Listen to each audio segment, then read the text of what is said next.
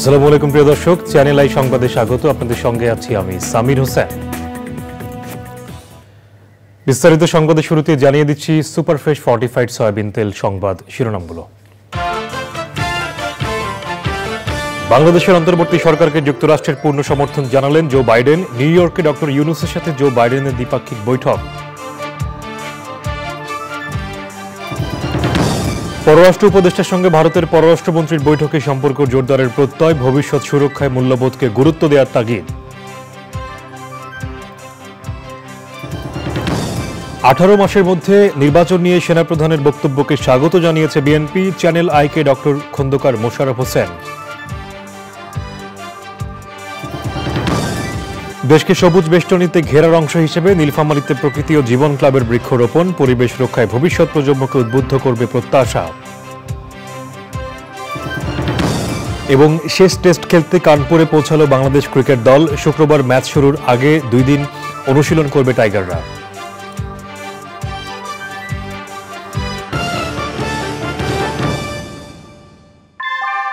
আমরা তৈরি করি বিশ্বমানের জার্মান প্রযুক্তির ভূমিকম্প সহনশীল থার্মেক্স রড, যা আপনার স্থাপনাকে নিরাপদ রাখে প্রজন্ম থেকে প্রজন্ম। সালাম স্টিল, মোস্ট ডিউরেবল স্টিল।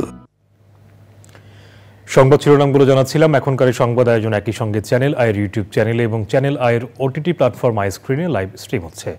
এবার বিস্তারিত। বাংলাদেশের অন্তর্বর্তী সরকারকে পূর্ণ সমর্থন জানিয়েছেন যুক্তরাষ্ট্রের প্রেসিডেন্ট জো বাইডেন। যে কোনো প্রয়োজনে বাংলাদেশ সরকারের পাশে থাকার আশ্বাসও দিয়েছেন। নিউ ইয়র্কে জাতিসংঘ সদর দপ্তরে বাংলাদেশের অন্তর্বর্তী সরকারের প্রধান উপদেষ্টা ডক্টর মোহাম্মদ ইউনুসের সাথে দ্বিপক্ষীয় বৈঠকে এসব কথা বলেন মার্কিন প্রেসিডেন্ট।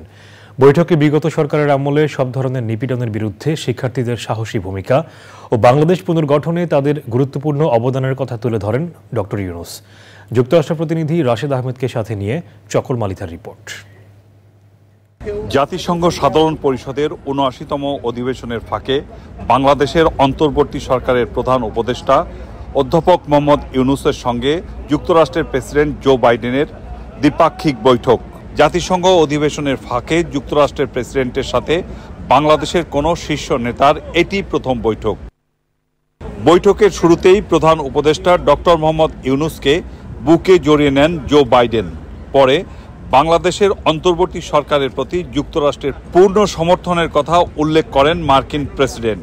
তাছাড়া যে কোনো প্রয়োজনে অন্তর্বর্তী সরকারের পাশে থাকার আশ্বাসও দেন তিনি। বৈঠকে ডক্টর ইউনুস বিগত সরকারের আমলে সব ধরনের নিপীড়নের বিরুদ্ধে শিক্ষার্থীদের সাহসী ভূমিকা ও বাংলাদেশ পুনর্গঠনে তাদের গুরুত্বপূর্ণ অবদানের কথা জানান বাইডেনকে। দেশ পুনর্গঠনে তার সরকারকে অবশ্যই সফল হতে হবে বলে উল্লেখ করেন প্রফেসর ইউনুস। এর আগে জাতিসংঘ অধিবেশনের ফাঁকে প্রধান উপদেষ্টা ডক্টর ইউনুসের সাথে কানাডার প্রধানমন্ত্রী জাস্টিন ট্রুডো, ব্রাজিলের প্রেসিডেন্ট লুলা ডি সিলভা, মরিশাসের প্রেসিডেন্ট এবং বিশ্বব্যাংকের প্রেসিডেন্ট অজয় বাঙ্গা সাক্ষাৎ করেন। জাতিসংঘ সাধারণ পরিষদের ৭৯তম অধিবেশনে যোগ দিতে আসা বাংলাদেশের অন্তর্বর্তীকালীন সরকারের প্রধান উপদেষ্টা ডক্টর মোহাম্মদ ইউনুসের নিউ ইয়র্ক সফরের সবচেয়ে বড় সাফল্য যুক্তরাষ্ট্রের প্রেসিডেন্ট জো বাইডেনের সঙ্গে দ্বিপাক্ষিক বৈঠক। এই বৈঠকের মাধ্যমে বাংলাদেশ এবং যুক্তরাষ্ট্রের সম্পর্ক ভবিষ্যতে আরো সুদৃঢ় হবে বলে মনে করছেন বিশেষজ্ঞরা। চকর মালিথা, চ্যানেল আই, জাতিসংঘ সদর দপ্তর, নিউ ইয়র্ক। নিউ ইয়র্কের প্রধান উপদেষ্টা ডক্টর মোহাম্মদ ইউনুসের সঙ্গে বৈঠকে বাংলাদেশের অন্তর্বর্তী সরকারকে পূর্ণ সমর্থন জানিয়েছেন যুক্তরাষ্ট্রের প্রেসিডেন্ট জো বাইডেন। জাতিসংঘ সাধারণ পরিষদের অধিবেশন কাভার করতে সেখানে আছেন চকর মালিথা। যাব তার কাছে। চকর, নিউ ইয়র্কে বাংলাদেশ সরকারের প্রধান উপদেষ্টার পরবর্তী কর্মসূচি নিয়ে আপনার কাছে কি তথ্য রয়েছে?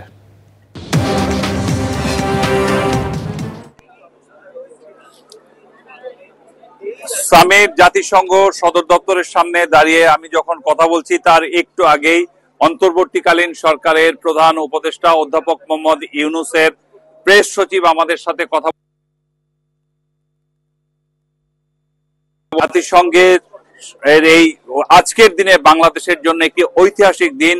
আজকে প্রফেসর মোহাম্মদ ইউনুস যে যুক্তরাষ্ট্রের প্রেসিডেন্ট জো বাইডেনের সাথে বৈঠক করেছেন, একান্ত বৈঠক বলবো, সেই একান্ত বৈঠক করেছেন। সেই একান্ত বৈঠক নিয়ে অন্তর্বর্তীকালীন সরকারের প্রেস সেক্রেটারি আমাদের সাথে আনুষ্ঠানিকভাবে কথা বলেছেন। উনি বলেছেন যে বৈঠকটি প্রায় আধা ঘন্টারও বেশি সময়, 30 মিনিটেরও বেশি সময় এই জাতিসংঘ সদর দপ্তরে অনুষ্ঠিত হয়েছে। এই বৈঠকে দুই নেতা বাংলাদেশ এবং যুক্তরাষ্ট্রের বিভিন্ন ইস্যু নিয়ে কথা বলেছেন।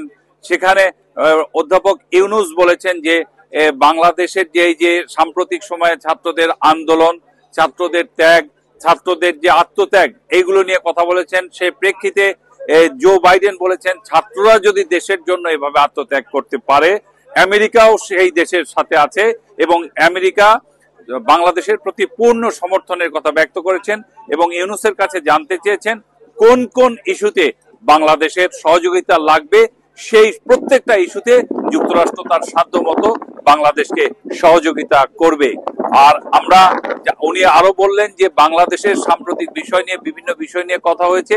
তবে আজকের দিনটি, প্রফেসর ইউনূস গতকাল এসেছেন, আজকের দিনটি উনি যুক্তরাষ্ট্রের প্রেসিডেন্টের সাথে বৈঠক করে এখানে বিশ্ব নেতা সবার মধ্যে একটা বাজিমাত অবস্থা করে দিয়েছেন। কারণ আমরা এখানে যারা সাংবাদিকরা আছি, প্রফেসর ইউনূস সকালে বৈঠক করেছেন মরিশাসের প্রেসিডেন্টের সাথে, বিশ্ব ব্যাংকের প্রেসিডেন্টের সাথে, ব্রাজিলের প্রেসিডেন্টের সাথে, ইতালির প্রধানমন্ত্রীর সাথে বৈঠক করেছেন, IMF এর প্রেসিডেন্টের সাথে। আরো একের পর এক উনি বৈঠক করেই যাচ্ছেন। উনি কালকে গভীর রাতে নিউ ইয়র্কে এসেছেন, কিন্তু আজকে সকাল ভোর থেকে উনি জাতিসংঘে ঢুকেই উনি ক্লান্তিহীন ভাবে বৈঠক করেছেন। তবে দিনের উল্লেখযোগ্য বিষয় হলো যুক্তরাষ্ট্রের প্রেসিডেন্ট জো বাইডেনের সাথে বৈঠক। এবং সবকিছু মিলে আজকের দিনটি বাংলাদেশের ইতিহাসে একটি স্মরণীয় দিন। সবাই বলছে, বিশ্ব নেতারা সবাই উৎসুক হয়ে আছেন কখন তারা অধ্যাপক ইউনূসের অ্যাপয়েন্টমেন্ট পাবেন, কখন তারা ইউনূসের সাথে একটু কথা বলবেন এবং উনি যে বাংলাদেশের দায়িত্ব নিয়েছেন ওনাকে তারা কিভাবে অভিনন্দন জানাবেন। যারা দেখা করেছেন প্রত্যেকেই ওনাকে অভিনন্দন জানিয়েছেন। উনি একজন বিশ্ব নন্দিত নোবেল বিজয়ী, ওনাকে অভিনন্দন জানিয়েছেন বাংলাদেশের দায়িত্ব নেওয়ার জন্য। পাশাপাশি ওনারা প্রত্যেকেই বাংলাদেশকে সহযোগিতা করার আশ্বাস দিয়েছেন। ইউনূসের সাথে দেখা করেছেন কানাডার প্রধানমন্ত্রী জাস্টিন ট্রুডো। আরো এরা প্রত্যেকেই বাংলাদেশের প্রফেসর ইউনূসের সাথে যে বিষয়গুলো নিয়ে কথা বলেছেন, সবাই সহযোগিতার আশ্বাস দিয়েছেন। এই জাতিসংঘ সদর দপ্তরে আমরা যারা সাংবাদিকরা আছি প্রত্যেকটাই, আমাদেরকেও বিভিন্ন দেশের সাংবাদিকরা এসে জিজ্ঞেস করছেন প্রফেসর ইউনূস কখন বেরোবেন, প্রফেসর ইউনূসের সাক্ষাৎকার তারা চান। আমরা যখন কথা বলছিলাম তখন আমাদের পাশ দিয়ে কিছুক্ষণ আগে, কথা বলা শুরু করার আগে আমাদের পাশ দিয়ে হেঁটে গেলেন এই পৃথিবীর একজন প্রভাবশালী এই রাষ্ট্র তুরস্কের প্রেসিডেন্ট, তিনিও বাংলাদেশের সাংবাদিকদের দেখে তাদের কাছে প্রফেসর ইউনূসের ভূয়সী প্রশংসা করলেন। সামির, চকর, আপনাকে ধন্যবাদ। দর্শক, জাতিসংঘ নিউ ইয়র্কে জাতিসংঘ সদর দপ্তর থেকে আমাদের সঙ্গে যুক্ত হয়েছিলেন আমাদের সহকর্মী চকর মালিথা। বাংলাদেশ ও ভারতের পারস্পরিক স্বার্থ সংশ্লিষ্ট বিষয়ে সম্পর্ক এগিয়ে নিয়ে যাওয়ার ব্যাপারে একমত হয়েছে দুই দেশ। নিউ ইয়র্কে পররাষ্ট্র উপদেষ্টা তৌহিদ হোসেনের সঙ্গে ভারতের পররাষ্ট্রমন্ত্রী এস জয়শঙ্করের বৈঠকে সম্পর্ক জোরদারের আশা ব্যক্ত করা হয়েছে। জাতিসংঘ সাধারণ পরিষদের অধিবেশনের ফাঁকে নিউ ইয়র্কের স্থানীয় সময় সোমবার সন্ধ্যায় এই বৈঠক হয়। বাংলাদেশের পররাষ্ট্র মন্ত্রণালয় সামাজিক যোগাযোগ মাধ্যম এক্সে তথ্য জানিয়েছে। এছাড়াও ভবিষ্যৎ নিয়ে জাতিসংঘ আয়োজিত এক প্ল্যানারি সেশনে দেয়া বক্তব্যে পররাষ্ট্র উপদেষ্টা জুলাই আগস্ট গণ অভ্যুত্থান ও পরবর্তী ঘটনা তুলে ধরেন। তিনি বলেন, নিজেদের ভবিষ্যৎ সুরক্ষিত করার জন্য মূল্যবোধকে গুরুত্ব দিতে হবে।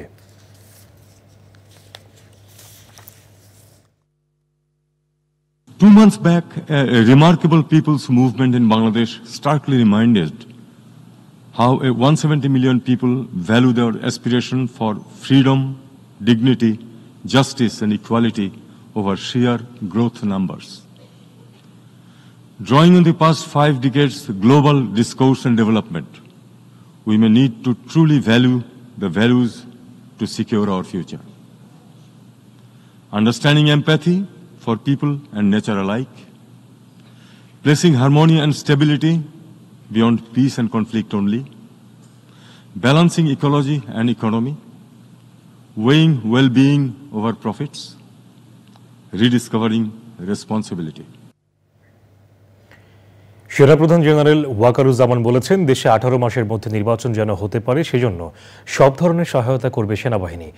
আন্তর্জাতিক বার্তা সংস্থা রয়টার্সকে তিনি জানিয়েছেন, 1.5 বছরের মধ্যে গণতান্ত্রিক ব্যবস্থায় উত্তরণ ঘটা উচিত, তবে এজন্য ধৈর্য প্রয়োজন।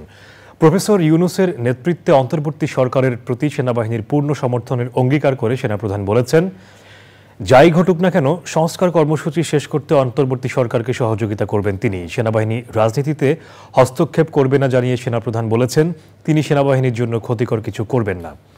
নিজেকে পেশাদার সৈনিক উল্লেখ করে সেনাপ্রধান আরও বলেছেন, তিনি তার বাহিনীকেও পেশাদার রাখবেন। রাজনৈতিক প্রতিষ্ঠানের সাথে সেনাবাহিনীকে আলাদা রাখতে চান জানিয়ে তিনি বলেছেন, এটি তখনই সম্ভব যখন রাষ্ট্রপতি ও প্রধানমন্ত্রীর মধ্যে ক্ষমতার ভারসাম্য থাকবে। অন্তর্বর্তী সরকারের অধীনে সাংবিধানিক সংস্কার প্রক্রিয়ায় এই বিষয়টি সংশোধনে নজর দেয়া যেতে পারে বলে জানিয়েছেন সেনাপ্রধান ওয়াকারুজ্জামান। আগামী 18 মাসের মধ্যে নির্বাচন অনুষ্ঠান নিয়ে বাংলাদেশ সেনাবাহিনী প্রধানের বক্তব্যকে স্বাগত জানিয়েছে বিএনপি। চ্যানেল আইকে দলটির স্থায়ী কমিটির সদস্য ডক্টর খন্দকার মোশাররফ হোসেন বলেছেন, সরকারের আন্তরিকতা থাকলে 18 মাসের আগেও নির্বাচন দিতে পারে। দলের নেতাকর্মীদের উদ্দেশ্যে বলেছেন, ধৈর্য ধারণ করে নির্বাচন না হওয়া পর্যন্ত আন্দোলন চালিয়ে যেতে। রাহুল রায়ের রিপোর্ট। অন্তর্বর্তী সরকার যাতে 18 মাসের মধ্যে নির্বাচন দিতে পারে সেজন্য সরকারকে সমর্থন দেওয়ার অঙ্গীকার করেছেন সেনাপ্রধান জেনারেল ওয়াকারুজ্জামান। সোমবার বার্তা সংস্থা রয়টার্সকে দেওয়া সাক্ষাৎকারে প্রয়োজনীয় সংস্কারে সরকারকে সব ধরনের সহযোগিতা ও সমর্থনের প্রতিশ্রুতি দিয়েছেন সেনাপ্রধান। সেনাপ্রধানের এই বক্তব্যকে স্বাগত জানিয়েছে বিএনপি। দলটির স্থায়ী কমিটির সদস্য ডক্টর খন্দকার মোশাররফ হোসেন মনে করছেন, সরকারের আন্তরিকতার উপর নির্ভর করছে অনেক কিছু। আমরা ওয়েলকাম করি সেনাপ্রধানের বক্তব্যে, তবে আমরা আশা করি যে তিনি যে কথাটা বলেছেন 18 মাসের মধ্যে, 18 মাস পরে বা 18 মাসের মাথায় এটা বলেন না, 18 মাসের মধ্যে আমরা বিশ্বাস করি যে 18 মাসের মধ্যে যদি এই সরকার আন্তরিক হয়, প্রয়োজনীয় সংস্কার করে একটি গ্রহণযোগ্য নির্বাচন অনুষ্ঠান সম্ভব, যত শীঘ্র সম্ভব। তো এটা 18 মাসের আগেই এটা সম্ভব এবং যত দ্রুত সম্ভব তত দেশের জন্য, জনগণের জন্য, এই সরকারের জন্য মঙ্গল। নেতাকর্মীদের ধৈর্য ধারণের আহ্বান জানিয়ে তিনি বলেছেন, নির্বাচন না হওয়া পর্যন্ত তাদের আন্দোলন চলবে। এই সরকারকে আমরা সংস্কারের জন্য সময় দিতে চাই, কিন্তু আমরা বারবারই বলছি যে সংস্কারের মধ্যে অগ্রাধিকার দেওয়া উচিত নির্বাচন সংক্রান্ত বিষয়ে, এবং সেই নির্বাচন আদায় করা পর্যন্ত আমাদের কিন্তু আন্দোলন শেষ হয়নি। তাই আমাদের নেতা কর্মীদের প্রতি আমাদের আবেদন যে ধৈর্য সহকারে আমরা যেন এই আন্দোলন চালিয়ে যাই। ডক্টর খন্দকার মোশাররফ হোসেন বলেছেন, আন্দোলনের পাশাপাশি দলের নেতাকর্মীদের নির্বাচনের জন্য প্রস্তুতিও নিতে হবে। রাহুল রায়, চ্যানেল আই, ঢাকা।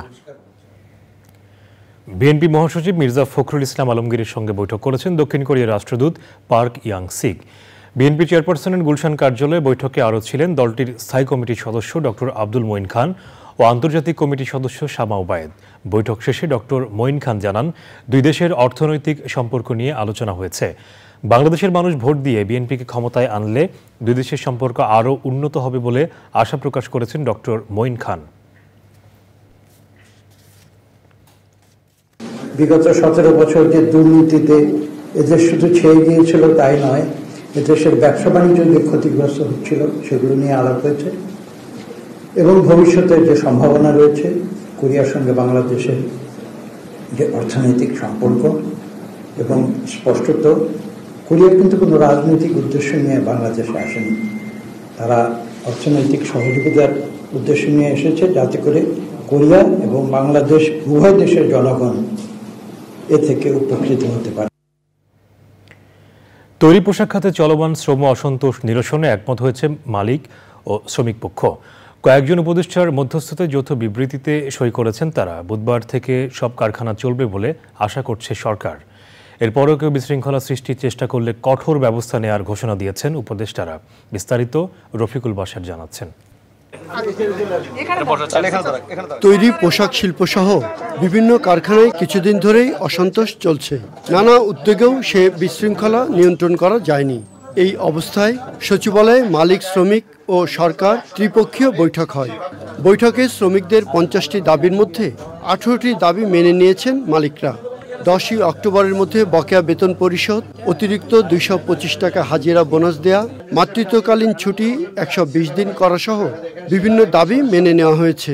অক্টোবর 2024 মাসের মধ্যে সকল কারখানায় সরকার ঘোষিত নিম্নতম মজুরি বাস্তবায়ন করতে হবে। রেশনিং ব্যবস্থা, এটি একটা খুব অনেক দিনের দাবি ছিল। সেই বিষয়ে আপাতত শ্রমঘন এলাকায় টিসিবির মাধ্যমে সাশ্রয়ী মূল্যে নিত্য প্রয়োজনীয় পণ্য সরবরাহ করা হবে। আগামী 10ই অক্টোবর 2024-এর মধ্যে শ্রমিকের সকল বকেয়া মজুরি বিনা ব্যর্থতায় প্রদান করতে হবে, অন্যথায় শ্রম আইন অনুযায়ী সংশ্লিষ্টর বিরুদ্ধে প্রয়োজনীয় ব্যবস্থা গ্রহণ করা হবে। কোনো পক্ষ যদি অসন্তোষ বা বিশৃঙ্খলা সৃষ্টি করে তবে কঠোর ব্যবস্থা নেওয়ার ঘোষণা দেওয়া হয়। এই দাবিগুলো মেনে নেওয়ার প্রেক্ষিতে যদি কোনো পক্ষ কোনো প্রকার বিশৃঙ্খলা করার চেষ্টা করে, সেটা যদি কোনো মালিক পক্ষ বেতন দেওয়ার ক্ষেত্রে অনাগ্রহ প্রকাশ করে এবং সদিচ্ছার অভাব থাকে, এবং শ্রমিক পক্ষের দিক থেকেও যদি বিশৃঙ্খলা করার চেষ্টা করা হয়, তাহলে সেটার বিরুদ্ধে আইনানুগ ব্যবস্থা নেওয়া হবে। এবং সরকার যেহেতু সবগুলো দাবির বিষয়ে আলোচনা হয়েছে এবং একটা সমাধানে আমরা পৌঁছাতে পেরেছি, সরকার এখন কোনো প্রকার বিশৃঙ্খলা আর কোনোভাবেই বরদাস্ত করবে না এবং সেটার ব্যাপারে কঠোরভাবে ব্যবস্থা নেওয়া হবে। কোনো ধরনের বিশৃঙ্খলার সৃষ্টি হবে না, কিন্তু এরপরও যদি কোনো রকমের বিশৃঙ্খলার সৃষ্টি হয় সেই জন্য কিন্তু আমাদের অন্যান্য ব্যবস্থা নিতে হবে, যেটা নিয়ে আমাকে কাদের জন্যই কাম্য না। আমি চাচ্ছি ভালোভাবে শৃঙ্খলভাবে কাজ হোক এবং কোনো রকমের বিশৃঙ্খল না হোক। তৈরি পোশাক শিল্প খাত যেন হাতছাড়া না হয়, সেজন্য সতর্ক থাকার আহ্বান উপদেষ্টাদের। বাংলাদেশে গার্মেন্ট অন্য কোথাও যেতে পারে না এবং বাংলাদেশের গার্মেন্ট বাংলাদেশের পৃথিবীর মধ্যে সবচেয়ে সেরা। বাংলাদেশ এই গার্মেন্টের জন্য পরিচিত, তো কাজে এটাকে কোনোভাবেই আমরা ধ্বংস হতে দিতে পারি না। শ্রমিক মালিক একসাথে কাজ করার আহ্বান জানানো হয়। মালিক শ্রমিক সবাই আমরা কাঁধে কাঁধ মিলিয়ে হাতে হাত মিলিয়ে এই দেশের শিল্পকে আমরা রক্ষা করব এবং শিল্প বাঁচলে আমরা সবাই বাঁচবো। আহ্বান থাকবে স্পেশালি আমাদের শ্রমিক ভাই বোনদের প্রতি, সবার প্রতি, যে কোনো আলোচনা যে কোনো ফ্যাক্টরিতে বসেই তারা যেন কথা বলে শেষ করে। যদিও আর আলোচনার কোনো বিষয় এখানে থাকছে না, কিন্তু কোথাও যেন কোনো রাস্তা বন্ধ নয়, কোনো ভাঙচুর না হয়। ন্যূনতম মজুরি নির্ধারণ করা সহ শ্রমিকদের আরও দাবি পূরণে কমিটি গঠন করা হয়েছে। কমিটির প্রতিবেদন অনুযায়ী পরবর্তী পদক্ষেপ নেওয়া হবে। Rafiqul Bashar, channel I, Dhaka. আন্তর্জাতিক অপরাধ ট্রাইব্যুনালের চিফ প্রসিকিউটর তাজুল ইসলাম জানিয়েছেন, ছাত্র জনতার আন্দোলনের সময় দেশের পুলিশ বাহিনীর পাশাপাশি কিছু ভারতীয় পুলিশের পোশাক পরে নৃশংসতায় অংশ নেয়। আহতদের মুখে এমন অভিযোগ পেয়ে তা খতিয়ে দেখতে শুরু করেছেন তারা। অপরাধ প্রমাণ হলে কেউই রেহাই পাবে না বলে ঘোষণা দিয়েছেন তিনি। পরাগ আজিমের রিপোর্ট। গণ অভ্যুত্থানে পুলিশের গুলিতে আহতদের দেখতে রাজধানীর পঙ্গু হাসপাতালে যান আন্তর্জাতিক অপরাধ ট্রাইব্যুনালের প্রসিকিউশন টিম। তারা আহতদের সাথে কথা বলে নির্মমতার বর্ণনা শোনেন এবং চিকিৎসার খোঁজখবর নেন। অনেকে আহত হন 5ই আগস্ট। গণভবন থেকে আসার পথে আদাবরের সামনে পুলিশ আত্মরক্ষার জন্য এলোপাথারি গুলি শুরু করে, তো তখন একটা বুলেট আমার পায়ে এসে লাগে। আমাদের সাথে যেগুলো আরো ছাত্ররা ছিল তাদের উপর গুলি চালাইছে তারা। বিকাল 4টার সময় ছাত্রলীগের পোলাপান ছাত্রসাজ্জা থানা হামলা চালানোর পরে পুলিশ বাইর হইয়া ছাত্রলীগের পোলান আমাদেরকে গুলি করে। পরিদর্শন শেষে সাংবাদিকদের সাথে কথা বলেন আন্তর্জাতিক অপরাধ ট্রাইব্যুনালের চিফ প্রসিকিউটর তাজুল ইসলাম। আমাদের তদন্ত সংস্থার লোকজন এসে ডিটেল তাদের সাক্ষ্য প্রমাণ রেকর্ড করছেন, তাদের মেডিকেল ডকুমেন্টগুলো নিচ্ছেন। এইখানে অপারেশন করে যে সমস্ত বুলেটস বের করা হয়েছে এগুলো ওনাদের কাছে সংরক্ষিত আছে। খুবই ইম্পর্ট্যান্ট একটা জিনিস আমরা এখানে জানতে পেরেছি যে বেশ কয়েকজন আহত শিক্ষার্থী যারা যাত্রাবাড়িতে এবং গাজীপুরে বা মাওনাতে যারা ছিল, এদের জায়গা থেকে আমরা যে প্রমাণটা পাচ্ছি তারা বলেছে যে তাদের কাছে এসে গুলি করেছে যে পুলিশগুলো তারা বাংলা ভাষায় কথা বলেনি, তারা অধিকাংশ হিন্দি ভাষায় কথা বলেছে, হিন্দিতে গালাগালি করেছে এবং এই তাদের আচরণ ছিল অসম্ভব ব্রুটাল। আমাদের আইনে যে দেশের নাগরিকই হোক বাংলাদেশের সীমানার মধ্যে যদি কোনো ক্রাইমস এগেইনস্ট হিউম্যানিটি করে এই আদালতের সেটা বিচার করার ক্ষমতা আছে। 1 সপ্তাহের মধ্যে ট্রাইব্যুনাল গঠন সম্পন্ন হওয়ার আশা করছেন চিফ প্রসিকিউটর। হাসপাতাল পরিদর্শনের সময় ট্রাইব্যুনালের তদন্ত সংস্থার কর্মকর্তারাও ছিলেন। পরাগ আজিম, চ্যানেল আই, ঢাকা। ডেঙ্গুতে মৃত্যুর ঊর্ধ্বমুখী হার উদ্বেগ বাড়াচ্ছে। হাসপাতাল সংশ্লিষ্টরা বলছেন, ঢাকার বাইরে প্রায় সব জেলায় ডেঙ্গু আক্রান্তদের চিকিৎসায় সুব্যবস্থা রয়েছে। তারপরও উন্নত চিকিৎসার আশায় রাজধানীতে ছুটে আসা রোগীরা গুরুত্বপূর্ণ সময় নষ্ট করছেন রাস্তায়। এতে প্রয়োজনীয় চিকিৎসা না পাওয়ায় ওই রোগীরা মৃত্যু ঝুঁকিতে পড়ছেন। অক্টোবর-নভেম্বর পর্যন্ত ডেঙ্গু জ্বরের প্রকোপ থাকবে বলে আশঙ্কা করে এডিস মশা নিয়ন্ত্রণে ব্যক্তিগত সচেতনতার আহ্বান জানিয়েছেন সংশ্লিষ্টরা। জান্নাতুল বাকে আকিকার রিপোর্ট। চলতি মাসের 23 দিনে ডেঙ্গুতে আক্রান্ত 12,000-এর বেশি মানুষ। সংশ্লিষ্টরা বলছেন এখনও সারা দেশ মিলিয়ে একদিনে হাসপাতালে ভর্তি রোগীর সংখ্যা 1000 অতিক্রম করেনি। তবে মাত্র 23 দিনে ডেঙ্গুতে মৃত্যু হয়েছে 50 জনের। চিকিৎসকরা বলছেন এডিস মশা দিনের বেলায় সক্রিয় থাকে, তাই বিশেষ করে শিশুদের সুরক্ষায় দিনে মশারি টাঙানো ছাড়াও সপ্তাহে একদিন নিজ উদ্যোগে বাড়ির চারপাশ পরিষ্কার করা জরুরি। হাত পা ব্যথা হয়েছিল, মাথা ব্যথা হয়েছিল, প্রচন্ড জ্বর। ভর্তির সময় তো এত খারাপ অবস্থা ছিল, মানে ও যা খায় জুস হোক, মানে যে কোনো স্যালাইন ডাবের পানি যেটাই খাচ্ছিল মানে বের হয়ে যায়। প্লেটলেট তো কমে গেছে, একদম 15,000-এ নামছে। চিকিৎসকদের মতে চলতি মৌসুমে রাজধানী ঢাকা ছাড়াও নারায়ণগঞ্জ সহ আশেপাশের জেলা এবং পটুয়াখালী, বরগুনা, শরীয়তপুর ও মাদারীপুরের মতো দূরের জেলা থেকেও আসছেন ডেঙ্গু আক্রান্তরা। চাঁদপুর, নোয়াখালী ও লক্ষ্মীপুর থেকে আসা ডেঙ্গু আক্রান্তদের বেশিরভাগই কিডনি ও লিভার সহ বিভিন্ন অঙ্গ অকেজো অবস্থায় আসছেন। পেটের ব্যথা, জ্বর, খাওয়া দাওয়া নাই, প্রস্রাব পায়খানা সব বন্ধ। এখন এই যে পেট ফুলা। হসপিটালে এডমিট হওয়ার পরে মোটামুটি এখন কিছুটা ভালো। ডেঙ্গু জ্বরের চিকিৎসায় নির্ধারিত রাজধানীর মহাখালীর ডিএনসিসি হাসপাতাল কর্তৃপক্ষ বলছে চলতি মাসের মাঝামাঝি থেকে তাদের ভর্তি রোগীর সংখ্যা বাড়ছে। ডেঙ্গু নিয়ে গড়ে প্রতিদিন হাসপাতালে ভর্তি হচ্ছেন 40 জন। অ্যাডিস মশা যেসব জায়গায় বংশবৃদ্ধি করে বাসা বাড়িতে, এবং আমরা যদি পিরিয়ডিক্যালি একটা নির্দিষ্ট সময় পর পর প্রতি সপ্তাহেও যদি একটা অভ্যাস গড়ে তুলতে পারি যে এই জায়গাটাতে আমরা করব, আর এর পরবর্তী পর্যায়টা হলো ব্যক্তি সচেতনতা। সংশ্লিষ্টরা বলছেন গত বছরের মতো এবারও ঢাকার বাইরে চাঁদপুর, নোয়াখালী এবং লক্ষ্মীপুরের মতো একই অঞ্চলে ডেঙ্গু আক্রান্তদের জটিলতা কেন বেশি তা খতিয়ে দেখা প্রয়োজন। জান্নাতুল বাকে কেকা, চ্যানেল আই, ঢাকা। বৈশ্বিক উষ্ণায়ন সহনীয় মাত্রায় রাখতে এবং পুরো দেশকে সবুজ বেষ্টনীতে ঘেরার অংশ হিসেবে নীলফামারীতে বৃক্ষরোপণ করেছে প্রকৃতি ও জীবন ক্লাব। বিতরণ করা হয় ফলদ, বনজ ও ঔষধিসহ বিভিন্ন ধরনের গাছের চারা।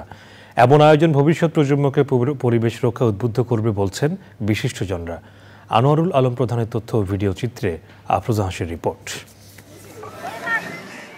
জলবায়ু পরিবর্তনে তেমন কোনো ভূমিকা না থাকলেও এর বিরূপ প্রভাবে ক্ষতিগ্রস্ত হচ্ছে বাংলাদেশ। পরিস্থিতির উন্নয়নে বনায়নে জোর দিচ্ছেন গবেষকরা। এরই অংশ হিসেবে সবুজে সাজাই বাংলাদেশ স্লোগানে প্রতিবারের মতো এবারও সারা দেশে প্রকৃতি ও জীবন ক্লাবের বৃক্ষরোপণ কর্মসূচি। প্রকৃতি ও জীবন ক্লাব দেশব্যাপী সবুজে সাজাই বাংলাদেশ কর্মসূচির আওতায় শিক্ষার্থীদের মাঝে বনজ, ফলদ ও ভেষজ গাছের চারা বিতরণ ও রোপণ কার্যক্রম পরিচালনা করছে। নীলফামারীতে এই কর্মসূচির আওতায় বিভিন্ন শিক্ষা প্রতিষ্ঠানে গাছের চারা বিতরণ করা হয়েছে। গাছ লাগানোর অভ্যাস শিক্ষার্থীদের মধ্যে প্রকৃতির প্রতি ভালোবাসা তৈরি করবে এবং ভবিষ্যতে আরও বৃক্ষরোপণের প্রতি উদ্বুদ্ধ করবে। আমরা যত বেশি গাছ লাগাবো তত কিন্তু উষ্ণতা কমবে এবং জলবায়ুর যে পরিবর্তন, এই জলবায়ুর যে প্রভাব, এই প্রভাবকে যদি আমরা কমাতে চাই তাহলে বৃক্ষরোপণের বিকল্প নাই এবং এই উষ্ণতাকে কমাতে হলে বৃক্ষরোপণের বিকল্প নাই। সুতরাং যত বেশি গাছ লাগাবো তত আমরা ভালো থাকব, আমাদের দেশটা ভালো থাকবে। নীলফামারীতে প্রাকৃতিক দুর্যোগ রোধে রক্ষা কবচ তৈরিতে বৃক্ষরোপণ ও শিক্ষার্থীদের চারা দেওয়া হয়। বাংলাদেশ যে অবস্থায় এসে দাঁড়িয়েছে এই অবস্থায় বেশি বেশি গাছ লাগাতে হবে এবং রক্ষণাবেক্ষণ করতে হবে। পরিবেশের ভারসাম্য রক্ষার ক্ষেত্রে গাছ লাগানোর কোনো বিকল্প নেই, তাই আমাদের প্রত্যেকের প্রয়োজন গাছ লাগানো। প্রকৃতির সাথে মানুষের একটা বন্ধন জড়িয়ে আছে, আর এই বন্ধন যদি ভেঙে যায় তাহলে প্রকৃতি আমাদের সাথে বিরূপ প্রতিক্রিয়া দেখাবে। এজন্য আমাদের উচিত ধ্বংসের মুখ থেকে রক্ষা পাওয়ার জন্য প্রয়োজনীয় গাছ লাগানো। আমরা কারণে অকারণে গাছ কেটে ফেলছি, কিন্তু আমরা গাছ সেইভাবে রোপণ করতেছি না। গাছ আমাদের পরিবেশের ভারসাম্য রক্ষা করে, সেজন্য আমাদের প্রকৃতি ও জীবন ক্লাব আমাদের পাশে এসে দাঁড়িয়েছে, সেজন্য তাদেরকে আমরা ধন্যবাদ জানাই। বিশিষ্টজনেরা বলছেন পরিবেশের ভারসাম্য রক্ষায় সবাইকে উদ্বুদ্ধ করতে প্রকৃতি ও জীবন ক্লাবের এমন কার্যক্রম অনুকরণীয়। এই ক্লাবের মতো যদি আমাদের সচেতন মানুষ যদি এগিয়ে আসতো এবং সারা বাংলাদেশে যদি এভাবে বৃক্ষরোপণ করা যেত তাহলে আমাদের পুরো বাংলাদেশে প্রকৃতির ভারসাম্য রক্ষা পেত। আজকে যে বৃক্ষরোপণের ক্ষেত্রে এই অংশীদারিত্ব যে আন্তরিকতা ওনারা প্রকাশ করেছে, এতে কচুকাটাবাসী উপকৃত হবে। আগামী পৃথিবী গড়তে বৃক্ষরোপণ কর্মসূচি অব্যাহত রাখবে প্রকৃতি ও জীবন ক্লাব। যে প্রকৃতিগতভাবে যে জলবায়ু পরিবর্তন হচ্ছে সেটাকে রোধ করা, আমরা আশা করব প্রতি বছরে এই ক্লাব তার কর্মসূচি চালিয়ে যাবে এবং আগামীতেও সবাই অংশগ্রহণের মধ্য দিয়ে বাংলাদেশ সবুজে গড়ে উঠবে। সবুজায়নের এই অভিযানে সবাইকে এগিয়ে আসার আহ্বান পরিবেশবাদী সহ সচেতন মহলের। আফরোজা হাসি, প্রকৃতি ও জীবন ডেস্ক, চ্যানেল আই। এবারে আই স্পোর্টস।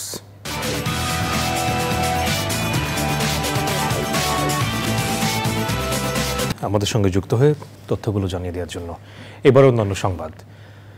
দুর্নীতি দমন কমিশনের চেয়ারম্যানের সাথে বৈঠক করেছেন বিশ্বব্যাংকের 2 সদস্যের প্রতিনিধি দল। বিদেশে পাচার হওয়া অর্থ পুনরুদ্ধারে বাংলাদেশকে সহযোগিতার আশ্বাস দিয়েছে বিশ্বব্যাংক। দুপুরে দুদকের প্রধান কার্যালয়ে আসেন বিশ্বব্যাংকের স্টোলেন অ্যাসেট রিকভারি ইনিশিয়েটিভ টিমের 2 লিড ফিনান্সিয়াল সেক্টর স্পেশালিস্ট। এ সময় দুদক চেয়ারম্যান ছাড়াও বৈঠকে অর্থ পাচার বিভাগের কর্মকর্তারা উপস্থিত ছিলেন। পরে বৈঠকের বিষয়ে কথা বলেন দুদকের প্রতিরোধ বিভাগের মহাপরিচালক আক্তার হোসেন। পাচার হওয়া টাকা পুনরুদ্ধারে দুদক সবসময় আন্তরিক বলে ব্রিফিংয়ে তুলে ধরেন তিনি।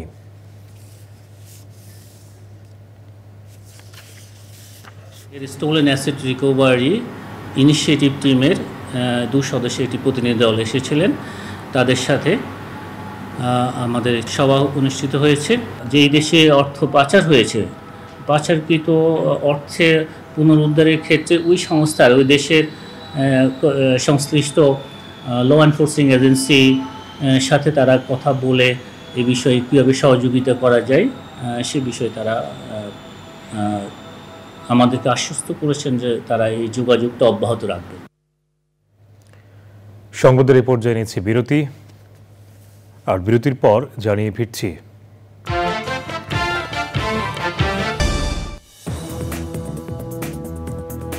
বিরতির পর আবারও আমন্ত্রণ।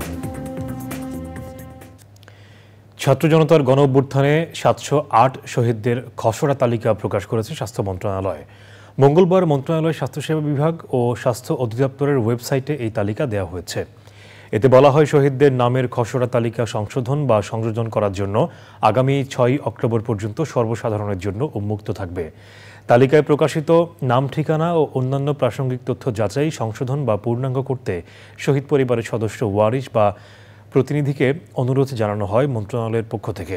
এছাড়া প্রকাশিত তালিকার বিষয়ে কারো কোনো মতামত, পরামর্শ এবং নতুন কোনো তথ্য সংযোজন করার থাকলে সংশ্লিষ্ট হাসপাতাল অথবা কাছের সরকারি হাসপাতালে জানানোর জন্য অনুরোধ করেছে মন্ত্রণালয়। এবারে নিটল টাটা আন্তর্জাতিক সংবাদ।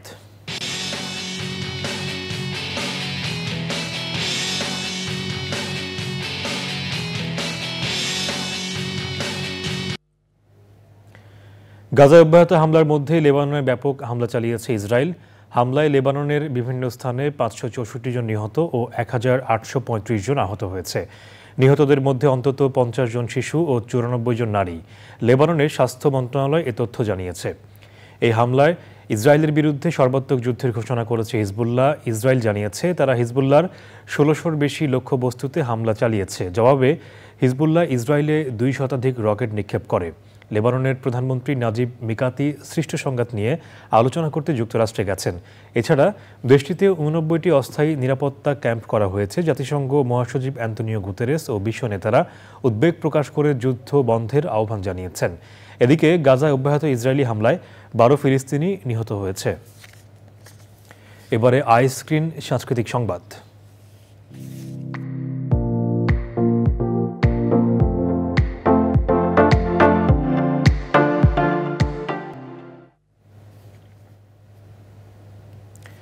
জনপ্রিয় নির্মাতা রাফাত মজুমদার রিঙ্কুকে কারাগারে প্রেরণ করা হয়েছে। তার জামিন শুনানি পরে হবে বলে জানিয়েছেন আইনজীবীরা। এর আগে সোমবার রাতে গুলশান এলাকা থেকে তাকে গ্রেপ্তার করে গুলশান থানা পুলিশ। এ পর্যন্ত তাকে গ্রেপ্তারের বিষয়ে সুনির্দিষ্ট কোনো কারণ জানায়নি পুলিশ। পরে পরিচালককে গ্রেপ্তারের প্রতিবাদে দুপুরে গুলশান থানার সামনে প্রতিবাদ জানিয়ে জড়ো হন পরিচালকরা।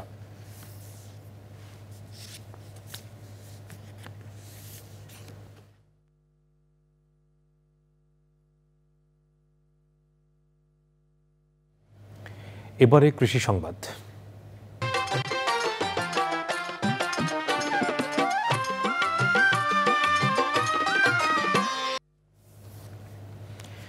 সোনালী ধান কেটে ঘরে তোলায় ব্যস্ত বান্দরবনের জমিয়ারা। ফলন ভালো হওয়ায় খুশি তারা। কৃষি বিভাগ বলছে, পাহাড়ি অঞ্চলে সব জায়গায় সমানভাবে বৃষ্টিপাত না হওয়ায় উৎপাদনে তারতম্য রয়েছে।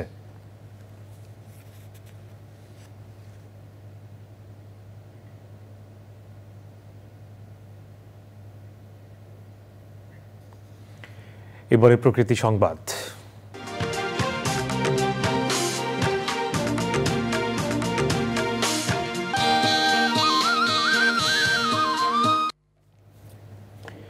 শহর রক্ষার বাঁধ নির্মাণ না করায় শেরপুরে ঝিনাইগাতিবাসীর দুঃখের কারণ হয়ে দাঁড়িয়েছে মহারশী নদী।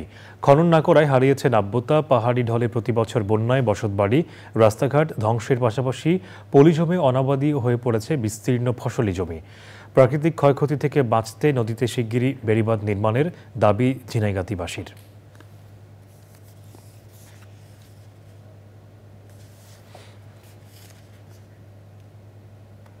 সংবাদের রিপোর্ট যে আবারও নিচ্ছি বিরতি। আর বিরতির পর আবারও আমন্ত্রণ। কক্সবাজারের চকরিয়া উপজেলার ডুলাহাজরা ইউনিয়নের পূর্ব মাইজপাড়া গ্রামে ডাকাতি প্রতিরোধে অভিযান চালানোর সময় ডাকাতির ছুরিকাঘাতে লেফটেন্যান্ট তানজিম সারোয়ার নামে এক সেনা কর্মকর্তা নিহত হয়েছেন। এ ঘটনায় 3 ডাকাতসহ 6 জনকে আটক এবং ঘটনাস্থল থেকে অস্ত্র ও গোলাবারুদ উদ্ধার করেছে সেনাবাহিনী।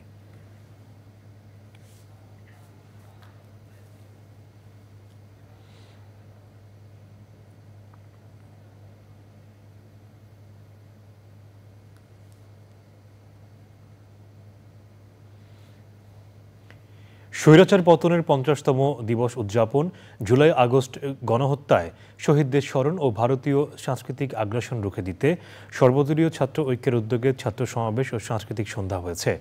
রাজধানী শাহবাগ চত্বরে এই সমাবেশ হয়। বক্তারা বলেন, ছাত্র সংগঠনগুলোর সাথে কথা না বলে ছাত্র রাজনীতি নিষিদ্ধের মতো ভুল করবেন না। ছাত্রলীগের সন্ত্রাসের দায়ে ছাত্রলীগকে নিষিদ্ধ করুন। সর্বদলীয় ছাত্র ঐক্যের মুখপাত্র ও জাতীয়তাবাদী গণতান্ত্রিক ছাত্র আন্দোলনের সভাপতি মাসুদ রানা জুয়েলের সভাপতিত্বে ছাত্র সমাবেশে 14টি ছাত্র সংগঠনের নেতাকর্মীরা উপস্থিত ছিলেন। নদী রক্ষায় নদী সম্পদ মন্ত্রণালয় গঠন, বুড়িগঙ্গার 16 কিলোমিটার উদ্ধার করা সহ 9 দফা দাবি জানিয়েছে নোঙর ট্রাস্ট। বিআরডব্লিউটি এর সহযোগিতায় বিশ্ব নদী দিবস উপলক্ষে বসিলা, ওয়াশপুরঘাট ও ধর্মগঞ্জ সদরঘাট এলাকায় নদী দখল দূষণ পরিস্থিতি পরিদর্শন ও সচেতনতামূলক অনুষ্ঠানে এ দাবি জানান বিভিন্ন পরিবেশবাদী সংগঠনের প্রতিনিধিরা। বক্তারা বলেন, প্রতিদিন যেভাবে নদী দখল হচ্ছে, এখনই পদক্ষেপ না নিলে নদী হারাবে তার সীমানা। নোঙর ট্রাস্টের চেয়ারম্যান সুমন শামসের সভাপতিত্বে আলোচনায় অংশ নেন বাংলাদেশ পরিবেশ আন্দোলন বাপার মিহির বিশ্বাস, নদী গবেষক আমিন আল রশিদ, রিভাইরান পিপলের মহাসচিব শেখ রোকন সহ বিশিষ্টজনেরা। সংবাদের এই পর্যায়ে আবারও নিচ্ছি বিরতি। বিরতির পর আবারও আমন্ত্রণ। Chattogram chamber of commerce and ইন্ডাস্ট্রিজের দায়িত্বপ্রাপ্ত প্রশাসক ও অতিরিক্ত বিভাগীয় কমিশনারের সঙ্গে মতবিনিময় করেছে চট্টগ্রাম বঞ্চিত ব্যবসায়ী ফোরাম। অতিরিক্ত বিভাগীয় কমিশনার কার্যালয়ে চট্টগ্রাম বঞ্চিত ব্যবসায়ী ফোরামের আহ্বায়ক SM সাইফুল আলমের সভাপতিত্বে এই সভা অনুষ্ঠিত হয়। এতে আরও উপস্থিত ছিলেন ফোরামের সদস্য সচিব শহীদুল ইসলাম চৌধুরী, C&F অ্যাসোসিয়েশনের নির্বাহী সদস্য জামাল উদ্দিন বাবলু, ফাল্গুনী ট্রেডার্সের ব্যবস্থাপনা পরিচালক ইসমাইল খান ও অন্যরা। এই সময় ব্যবসায়ীরা চট্টগ্রাম চেম্বারের সংস্কার ও 180 দিনের মধ্যে সুষ্ঠু নির্বাচনের বিষয়ে বিভিন্ন দিক নির্দেশনা তুলে ধরেন। এবারে খেলার খবর।